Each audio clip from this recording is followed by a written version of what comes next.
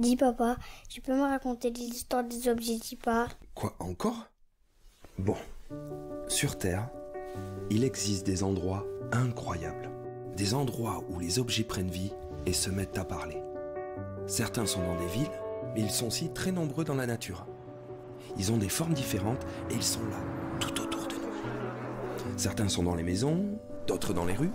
Certains sont dans l'eau et il y en a même qui sont perchés là-haut, au-dessus des immeubles. Même sous la terre? Oui, et même sous la terre. Ces objets, ils sont là pour nous aider, pour faire en sorte que notre vie, elle soit plus facile. Et tu sais comment ils sont arrivés là?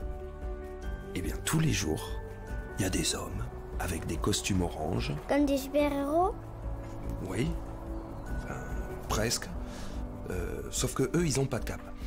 Eh bien, ces hommes, ils sont là pour protéger l'environnement, pour l'améliorer, avec l'aide de tous ces objets.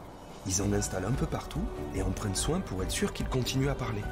Parce que tous les jours, ces petits objets apprennent les nouvelles choses sur la qualité de l'eau que tu bois, sur l'air que tu respires, sur le bruit de la vie et plein d'autres choses.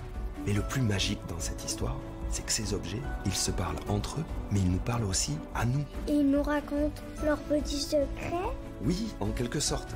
Ils parlent pour faire que notre vie soit plus facile. Et ils ont une bouche comme nous pour parler? Ah non, ils n'ont pas de bouche. Tu sais, ce sont des objets. Mais pour nous dire ce qu'ils savent, ils n'utilisent pas notre langage. Ils ont leur langue à eux. Du coup, il y a des gens qui ont appris leur langage et qui comprennent les messages qu'ils nous envoient. Les objets peuvent alors nous rapporter des informations importantes, nous prévenir s'il y a des problèmes, ou nous donner des nouvelles idées pour améliorer notre quotidien. Grâce à eux, maintenant on peut savoir s'il y a des fuites d'eau dans la rue ou dans les maisons, et les réparer très vite pour pas gaspiller.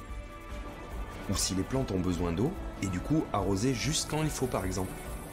Ou si les poubelles dans la rue sont pleines et ne débordent pas, comme ça on est sûr que les camions ne se déplacent pas pour rien. Certains objets qui sont installés sur les camions poubelles peuvent même regarder autour d'eux pour voir si tout va bien, si l'air que tu respires est sain, si les rues sont en bon état. On peut même savoir où il y a des travaux en ville pour pas être coincé en voiture et pas arriver en retard à l'école. Et ça, c'est que le début. Mais demain, si tu veux, je te reparlerai de ces hommes en orange qui veillent au respect de l'environnement et qui agissent pour que notre quotidien soit meilleur. Mais pour l'instant, fais de beaux rêves.